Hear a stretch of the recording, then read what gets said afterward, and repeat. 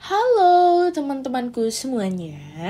Jadi aku akan mempresentasikan praktikum uji enzim katalase pada daun pepaya. Kami dari program studi kedokteran, program sarjana, Fakultas Kedokteran dan Ilmu Kesehatan, Universitas Lambung Mangkurat, Banjarmasin 2023. Kami dari kelompok 7. Sebelumnya, perkenalin dulu nih anggota-anggota dari kita. Di sini ada Aurora Safaana, ada Zawa, ada Nelly Syifa Nabila, ada Muhammad Fikri Wardana, ada Muhammad Rifki Alzaki, ada Elfata Safa Azahra, ada Nadia Askia Fawas, ada Muhammad Zaki Mubarak, ada Bilbina Nafra, dan ada Made Putri Cynthia Devi. Sebelum masuk ke pembahasan, kita akan bahas dulu nih, apa sih itu enzim? Apa ya? Kira-kira kalian pada tahu nggak apa itu enzim? Oke, kita akan membahas dulu nih, apa pengertian enzim tersebut.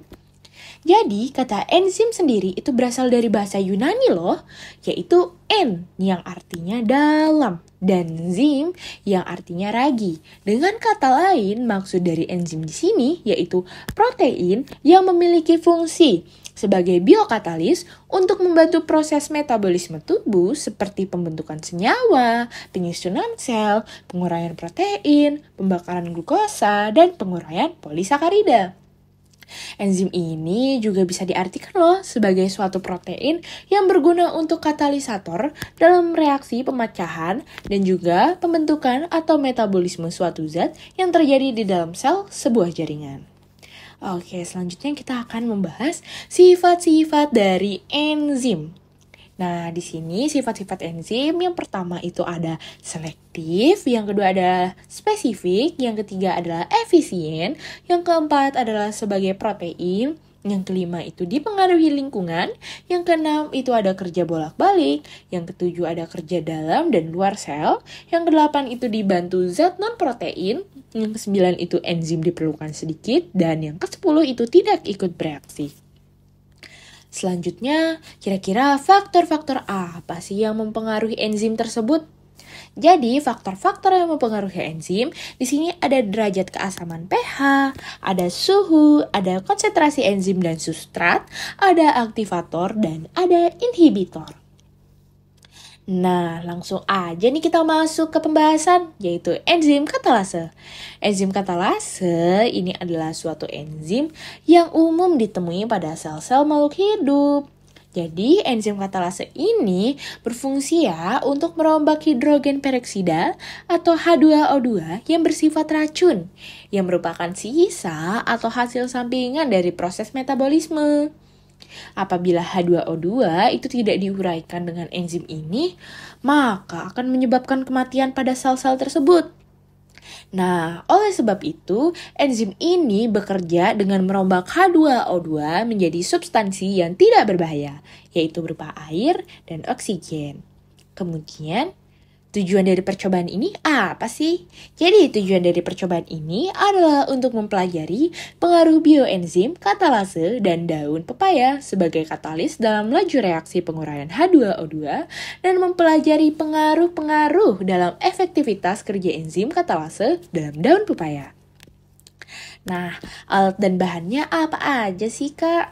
Nah, di sini yang pertama itu ada alat, yang pertama gelas kimia, yang kedua tabung reaksi, kemudian pipet tetes, kemudian gelas ukur, kemudian ada mortar, yang kemudian ada sarung tangan lateks, kemudian ada pembakar spiritus, dan ada kaki 3. Selanjutnya, bahan-bahan yang digunakan ada daun pepaya, ada air es, ada H2O2 atau asam peroksida, ada HCl, dan ada NaOH. Nah, langkah-langkahnya gimana ya? Yang pertama, itu siapkan seluruh alat dan bahan yang ingin kita gunakan. Yang kedua, buatlah ekstrak daun pepaya dengan menggunakan mortar. Yang ketiga, masukkan hasil ekstrak tersebut ke dalam tabung reaksi dan berilah tabel pada tabung reaksi tersebut. Pada tabung A itu kita beri nama ekstrak plus H2O2. Pada tabung B itu kita beri nama ekstrak plus H2O2 plus HCl. Pada tabung C kita beri nama ekstrak plus H2O2 plus NaOH. Pada tabung D kita beri nama ekstrak plus H2O2 plus air panas. Pada tabung E kita beri nama ekstrak plus H2O2 plus air es. Selanjutnya, kita akan memasukkan tabung B ke dalam bak es. Kemudian panaskan air pada pembakar spiritus. Yang keenam, itu sesuaikan dengan label di tabung reaksi tetesilah H2O2, HCl, dan NaOH sebanyak 5 tetes. Kemudian, tutup tabung reaksi dengan menggunakan ibu jari dan kocok hingga terasa adanya tekanan dari dalam tabung reaksi tersebut. Selanjutnya, anggota lain membakar korek api, kemudian menaruhnya tepat di mulut tabung reaksi yang telah dikocok tadi. Yang kemudian, amati pembentukan gelembung pada tabung dan keadaan bara api pada tabung tersebut. Jangan lupa ya untuk didokumentasikan proses tersebut. Selanjutnya, catat setiap pengamatan-pengamatan yang telah diamati.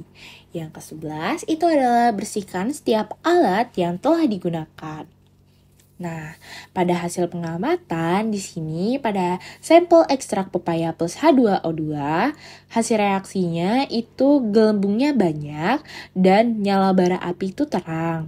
Kemudian sampel 2, ekstrak pepaya plus H2O2 plus HCl, untuk banyak gelembungnya dia tidak ada, kemudian nyala bara apinya tidak juga. Pada sampel yang ketiga yaitu ekstrak pepaya plus H2O2 plus NaOH, itu tidak adanya gelembung dan tidak adanya nyala api. Kemudian sampel yang keempat, ekstrak pepaya plus H2O2 plus air panas, itu gelembungnya sedang serta cahaya bara apinya redup. Kemudian pada sampel 5, ekstrak pepaya plus H2O2 plus air es, itu gelembungnya sedang dan nyala apinya redup. Nah, enzim mempunyai sifat spesifik yaitu hanya mengkatalis reaksi kimia tertentu. Enzim katalase yang hanya menguraikan H2O2 menjadi H2O dan O2 dengan reaksi sebagai berikut. H2O2 akan diubah menjadi 2H2O plus O2. Gelembung pada praktikum menunjukkan aktifnya enzim katalase yang terdapat pada ekstrak yang telah dibuat. Enzim katalase ini dapat menguraikan senyawa hidrogen peroksida atau H2O2 yang tidak baik bagi tubuh menjadi air dan oksigen yang sama sekali tidak berbahaya bagi tubuh. Selanjutnya, hasil praktikum. Yang pertama, ekstrak daun pepaya normal ditambahkan H2O2 akan menghasilkan banyak gelembung udara, menunjukkan bahwa enzim katalase dalam daun pepaya mengubah H2O2 menjadi H2O, air, dan mengubah oksigen atau O2 yang menyebabkan nyala api ketika adanya korek api. Yang kedua, ketika ekstrak daun pepaya diberikan HCl dan H2O2 yang membuatnya terlalu asam, tidak terjadi pembentukan gelembung udara atau nyala api saat korek api dimasukkan. Hal ini menunjukkan bahwa enzim katalase tidak dapat bekerja dalam kondisi yang terlalu asam. Yang ketiga, perlakuan dengan NaOH dan H2O pada ekstrak daun pepaya yang membuatnya terlalu basah juga tidak menghasilkan gelembung udara atau nyala api saat diberikan korek api. Ini menandakan bahwa enzim katalase juga tidak dapat bekerja dalam kondisi yang terlalu basah. Kemudian, pada perlakuan dengan air panas dan H2O2, terdapat sedikit gelembung udara dan nyala api kecil saat korek api dimasukkan. Ini menyebabkan oleh kerusakan protein dalam enzim katalase di ekstrak, sehingga tidak dapat menguraikan H2O2 secara optimal. Yang terakhir, penggunaan air dingin pada ekstrak daun pepaya dengan tambahan H2O2 juga menghasilkan sedikit gelembung udara dan nyala api yang kecil saat diberikan korek api. Ini menunjukkan bahwa protein dalam enzim katalase telah rusak dan tidak dapat bekerja secara efektif menguraikan H2O2 menjadi H2O dan O2. Oke, selanjutnya pada pH, enzim katalase optimal pada pH netral. Saat terpapar pada pH yang sangat asam atau basa, enzim menjadi tidak aktif. Mayoritas enzim beroperasi paling baik pada pH sekitar 7. Perubahan pH secara cepat menurunkan aktivitas enzim pada percobaan dengan larutan HCl pada ekstrak tabung reaksi kedua yang bersifat asam. Enzim menjadi tidak aktif sehingga tidak mampu menguraikan H2O2 menjadi H2 dan O2. Pada suhu, enzim katalase bekerja dengan baik pada suhu tubuh normal. Enzim menjadi rusak bila suhunya terlalu tinggi atau terlalu rendah. Enzim akan mengental atau mengalami koagulasi bila suhunya terlalu tinggi atau panas. Untuk itulah, pada percobaan, ekstrak yang ditambahkan air panas ke dalam tabung reaksi keempat hanya terjadi sedikit gelembung udara sehingga nyala bara atau api pun juga sedikit atau kecil. Nah, yang terakhir itu adalah kesimpulan.